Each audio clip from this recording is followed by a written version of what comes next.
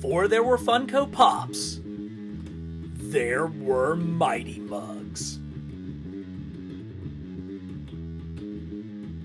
Hey y'all, and welcome back to Carbon Scoring, the best place for comics history and action figures. And this is a mystery box that I have been dying to do for a long time, and I'm glad we have finally gotten around to it.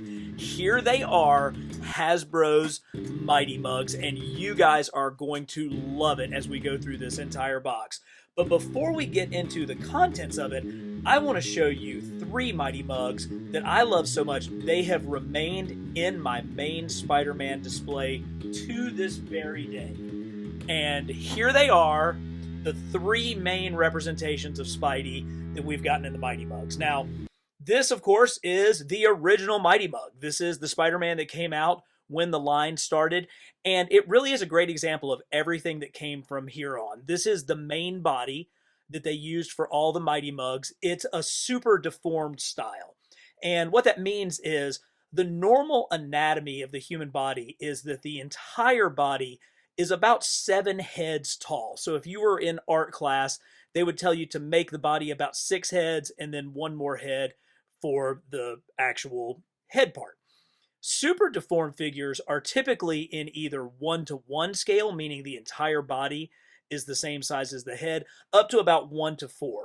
I think that this is probably, about 1.5-to-1. So the body is about 1.5 times the size of the head, but it definitely has that great look. And the super deformed look originated in Japan with I read that it actually started with fan fiction, and some of the fan fiction actually came from my favorite Japanese anime, Star Blazers, or Space Battleship Yamato, one of the absolute prizes of my connection.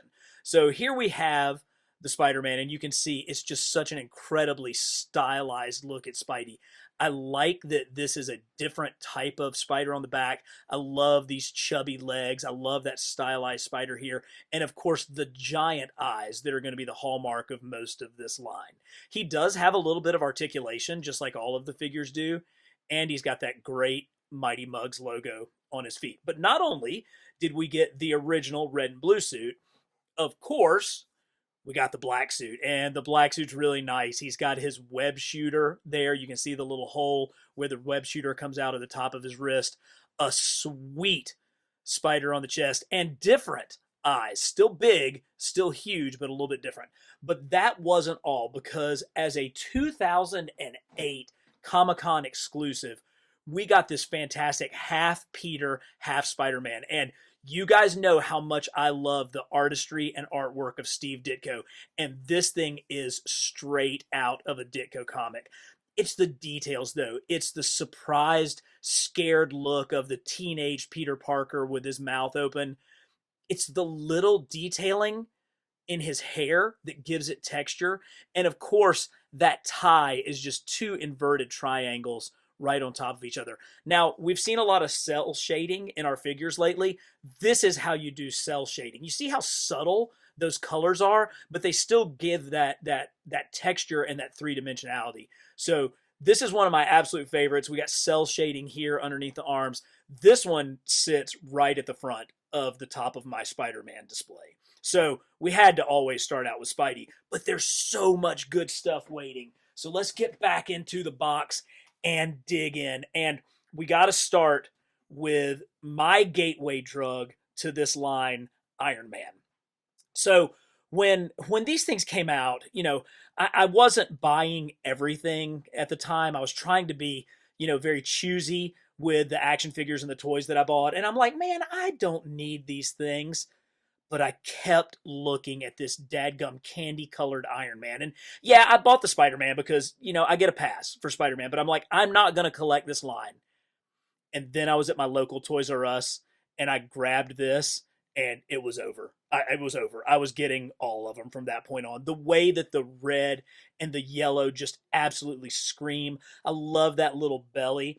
One of the Japanese terms for these super deformed figures is chibi. I may be pronouncing that wrong. Apparently, you can say that to a child if they're kind of short and kind of dumpy. But if you say it to an adult, you're going to get into trouble. So Take it from me, don't use that in polite conversation when you're in Japan.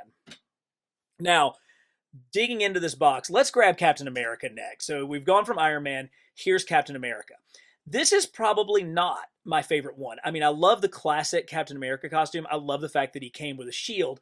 The shield feels a little small compared to the figure. I mean, it's like half the size of his head. But the big thing is, I don't like the facial expression on Cap. As we go through this box, you'll see that they absolutely were able, with simple lines, to capture the mood and the feel of these characters. But this is like a grumpy Cap. Yeah, he's got this fabulous chin. The artwork of his chin really is strong. But I kind of have my Cap as a little bit happier, a little bit more confident. This just kind of seems like kind of grumpy Cap. So, I don't know. We're going to put him sort of lower down on the list. Also, his wings are a little small. They could have made those, considering how overblown so much of these proportions are, including the A. They probably could have gone a little bit bigger with the ears and with the wings on the side of his helmet. So many to choose from. Let's grab Sabretooth. So Sabretooth was one of the later figures in the line. He actually, I don't even think was actually released in stores. I think he came out through comic shops. Again, he's got that great body, really, really good cell shading to bring out his details. But look at that frothing mouth. Look at how crazed those eyebrows and eyes are with the flaring snout. But it's these spit wads that are flying off. There's even one dripping off of his incisor there that really give that feral look to Sabretooth.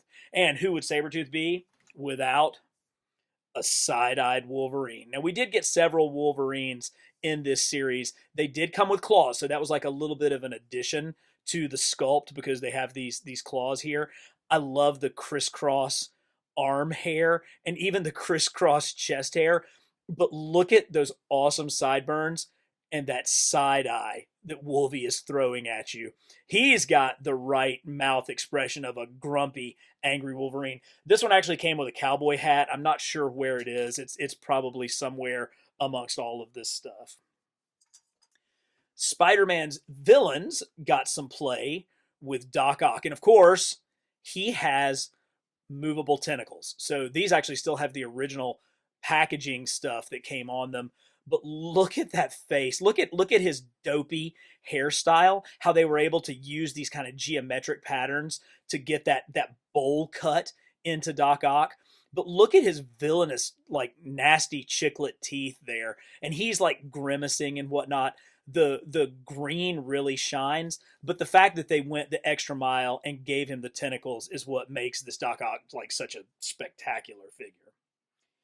There was only one female in the entire line, and it went to Jean Grey as Phoenix. Now, of course, she has a different look because of the hair. You know, everybody else just has these same standard heads for the most part.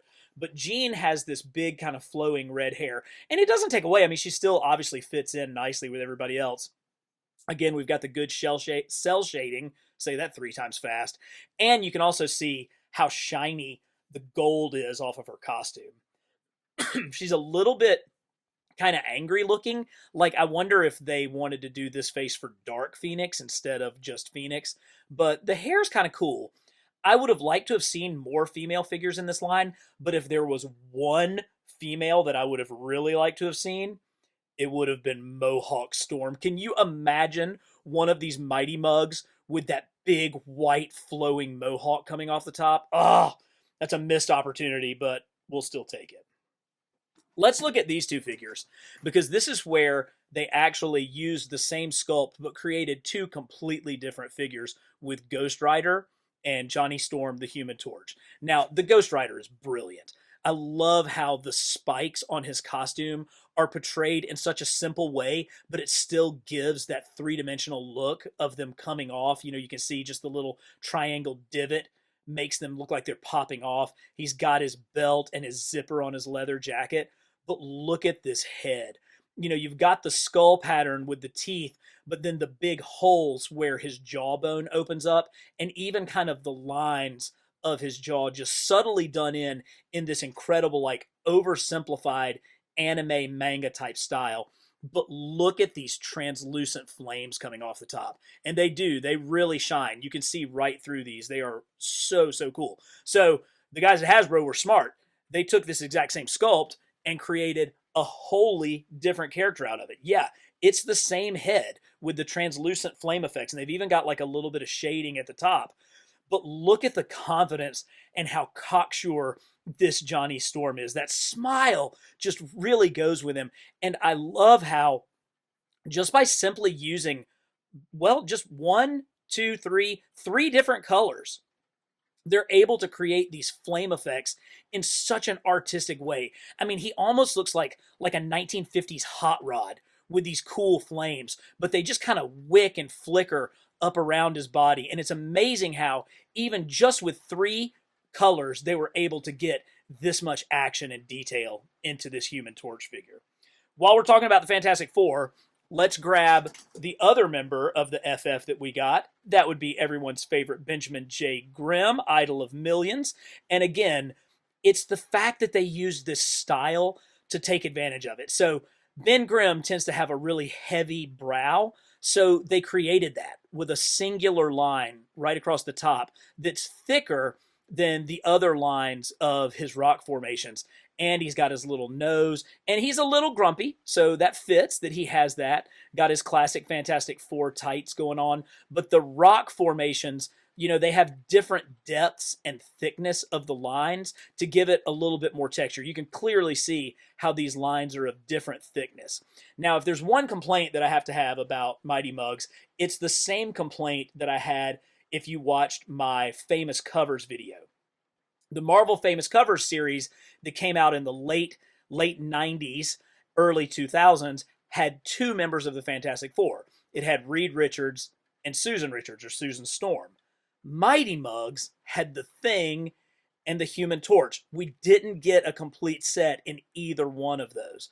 But one thing I will say about Mighty Muggs is they didn't skimp on the Fantastic Four, because we actually got Galactus. Now, he's one of the few. He still has the same body, but they deviated from the head with this gigantic, humongous devourer of worlds head. He's got the little square eyes like Jack Kirby and John Byrne drew him. He's not really happy because he's hungry and he has to eat a planet. And it's just all of that Kirby goodness, all of that great shading. Again, this is how you do cell shading. It's part of the design. It brings out the texture of the sculpt, or in this case, the lack of sculpt. It creates that texture for it. So what a gorgeous giant Galactus figure. So cool. Now, the X-Men were obviously very well represented in this line, and let's go with their leader, Cyclops. He's got just that little bit of smirk. Like, I would have rather seen a little bit more of this on Captain America, but I love how, again, you can see just the subtle color contrasts that bring out like a 3-dimensional aspect of an incredibly 2-dimensional character. I mean, this is the exact same guy as Iron Man, but because of the way they use the paint and the creativity of this, it creates a whole new character. You got a little bit of little shading there of his back. So good. Now, you can't have a line of Marvel toys without Wolverine. And this Wolverine came out in the initial series. And you wondered, because the things like the wings on his mask, the wings on his boots are such a critical part of Wolverine's look. But I think they really accomplished it with the way that they drew these in. Plus, he's got little stubble. He's got the crisscross hairs on his arms. He's just so cute. It's like the cutest little Wolverine with his claws. He's like, I'm the best there is at what I do. And what I do is lay around and have my belly tickled. Oh, Wolverine, you just are such a scamp. These things, how can you not be happy looking at these? I mean, how can you look at that in your hand and not be happy? And I think that's probably part of the big appeal of Funko Pops, is because they bring out that childlike fun and innocence, and these just do it even better. I mean, I stand by the fact that these are even better than Funko Pops. Here's a classic, Venom, and I really want to look at this Venom figure because it's easy to get caught up in how crazy these eyes are, how jagged the teeth are, and of course, the tongue that's splintering off. But there's so much more going on with this figure that's really subtle. First of all, we saw on the Black Suit Spider-Man a very classic spider. This one isn't. This one's jagged, like it's moving, like the costume is flowing. And the way that you get that is look at this subtle shading on the legs and on the arms. The black of the symbiote is actually making its way and covering the figure as we speak. It's not completely over his legs or over his arm yet. It's in the process of taking him over. And that is such a cool feature that we don't see on something that you would think is just a throwaway pop toy. But look at all of that detail that they added into that. So good. One thing I do want to mention is if you love these figures, Hasbro actually made pops of Indiana Jones, Star Wars, G.I. Joe, and Transformers. And if you want to see a video on those, let me know in the comments. I would love to go through that mystery box as well. And hey, if you've made it this far, you're clearly a fan of the channel. Give us a like, hit subscribe. We're trying to get to 50,000 subscribers, and I do have a fairly special plan coming up when we make it. So help us get there if you want to be a member of this channel. And if you don't, I'm going to send the Punisher Mighty Mug after you. Look at this. Look at this furrowed brow and like how the shading on his face makes him look angry. And yes, he comes with a Mighty Mug assault rifle. The classic Punisher logo is here. There's a little smuts on that. Get that cleared off. I like how they use sort of a finer line to create some of that. He's got the good cell shading, but they made a Punisher with little 70s sideburns and an angry face and a gun in the Mighty Mugs. Classic. Just absolutely classic. A figure that is so toyetic is always the Red Skull. So Red Skull was actually a previews exclusive. He was one of the later figures in the line that came out in 2008. And of course he has the simple green on green jumpsuit, but it's all about this skull head sculpt. They did kind of the open jaw part like we saw with Ghost Rider, but he's got different teeth and sort of a different brow and look. I love that nose that has the open skull look that the Red Skull always has. So cool. So this was the time, 2007, 2008, when the first MCU movies, the Iron Man movies, were coming out. And so we did get actual movie versions of the Mark III and Mark IV Iron Man suits. So this is from the first Iron Man movie, and it's got that kind of blue lighting there. It's got the circle arc reactor, and then from Iron Man 2 with more of the triangular arc reactor. I love the gold paint and the metallic red. So this is definitely a more metallic sculpt than our comic Iron Man. And so you can see what a huge difference that is and how these kind of pop in that more metallic movie style. But those are both sweet figures. I think they may have both been convention exclusives, but I'm glad I have them and have added them to my collection. Always one of the highlights of any line is, there it is Thor. Thor's one that always takes a little bit more tooling, a little bit more work, and so they make a real effort to get it right. So he actually has a removable helmet. You know that Thor was bald underneath, but he's got his silver Norse helmet with his golden locks. He comes with Mjolnir. He's got like a custom look of his Kirby design, and of course he has a cape. And so this cape, we'll see it again on some other figures, but it really, really works on Thor. As a matter of fact, here is that very cape on perhaps Marvel's greatest villain, Dr. Doom. Just look at that. Does that not look like a piece of like 60s pop art with the askew mouth, the iron mask, the asymmetric pupils that just give it that much more life and energy?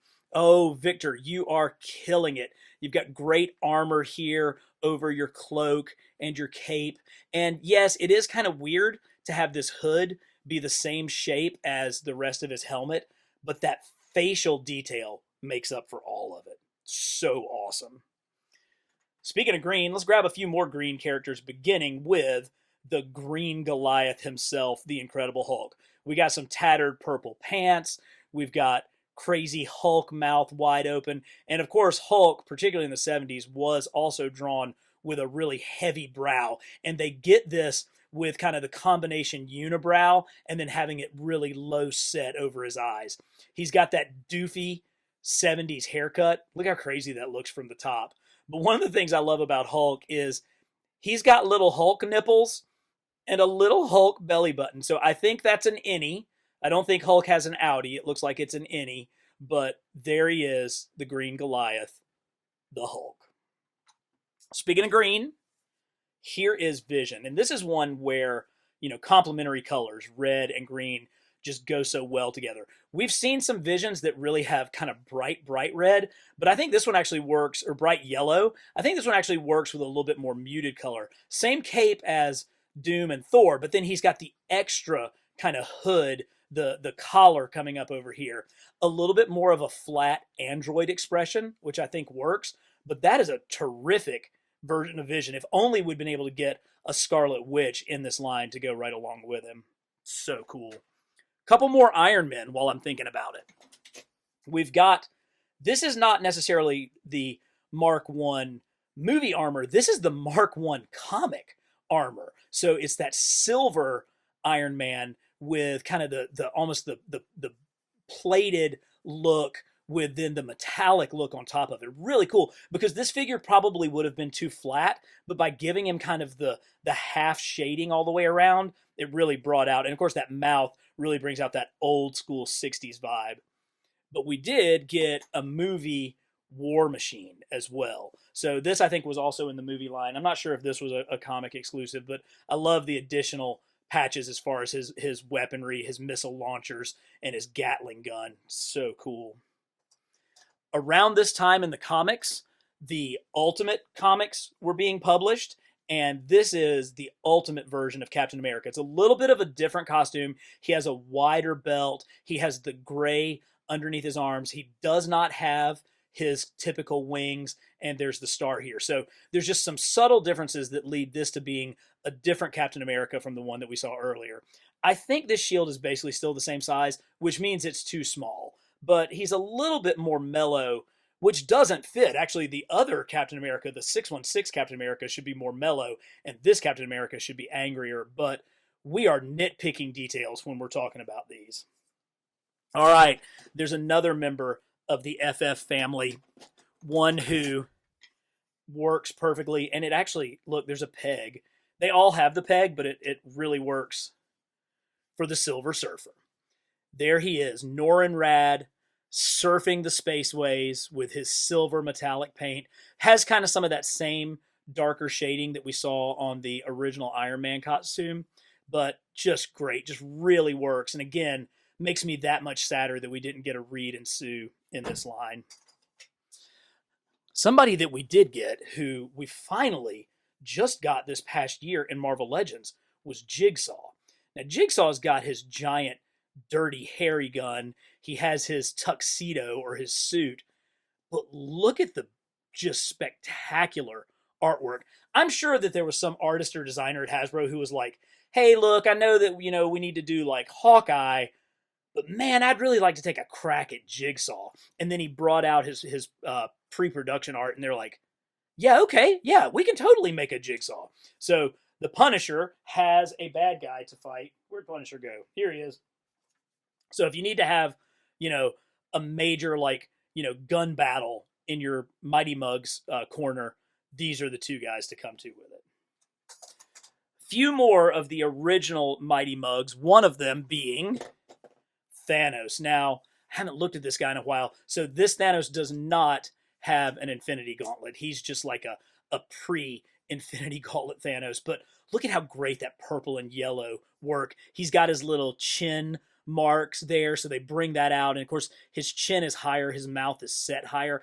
It's amazing how they took these exact same heads but created so many different looks from them. I mean, just absolutely brilliant. And with Thanos, we got another cosmic character, and that's this just plain Skrull.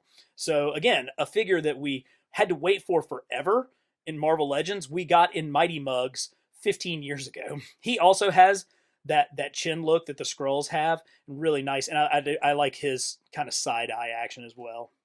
Now there's one final of the original Mighty Mugs in this box, and of course I saved one of my personal favorites for last, and that was the 2011 con exclusive Amazing Fantasy 15 Spider-Man. So we've seen a number of Amazing Fantasy 15 figures over the years, but it's always good to compare the original Spider-Man with a much more 90s, more modern eye style, much more modern spider on the chest, with the Ditko look here, with the darker, the black coloring, the smaller eyes, and the different logo on the back. Now, they still didn't give us the blue logo like what we saw in Amazing Fantasy 15. Thus far, the only figure that we've gotten that gave us a correct logo on the back was the Marvel Retro 3.75 figure. But one thing that this figure has that no other Mighty Mugs have is a removable mask where you can see the Peter Parker head sculpt underneath. That's right, he's got a cloth removable mask, and there is our main hero, Peter Parker, in all of his glory. Ah, so cool. Now, they tried to bring Mighty Mugs back 10 years after the line ended in 2018, and I picked up the first series, but I was so disappointed in them, I just couldn't get any more. It still had kind of that super deformed shape. They're smaller, they're significantly smaller, but they had a gimmick where if you push down on the head, the face would change. And I mean, that's cute enough, I guess, but it's just not the same. Like, I didn't buy these for the gimmick. I bought them because I loved how much the design and how cool the artistry and design was of these figures. So I've got them. This is actually kind of cool, Captain America with this helmet, and you get to see, multiple different facial expressions. And of course, you knew that I had to get Spidey. And Spidey's, he's probably one of the better ones, just with the way that his eyes float around. There we go. But still, it just didn't have the magic of the original Mighty Mugs. Now, they also made some mini mugs. I've got some of those. If you guys would like to see those, let me know in the comments. And if you want to see those indie Transformers, Star Wars, and G.I. Joe ones, I'd love to hear about it. But as always, I really appreciate you taking this walk down memory lane with me. These things are truly some of my favorite figures of all time. They're just so great in their simplicity, but there's detail in simplicity. So thanks for watching Mighty Mugs, and as always, for the best in comics history and action figures, subscribe to Carbon Scoring.